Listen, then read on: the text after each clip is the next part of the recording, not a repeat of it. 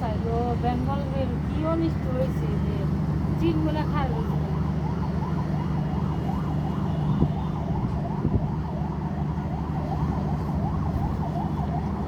মহামারী হয়েছে এই যে আরো আইবেন ছেলেটারা যাইতেছি এইডি ঘুরাইলো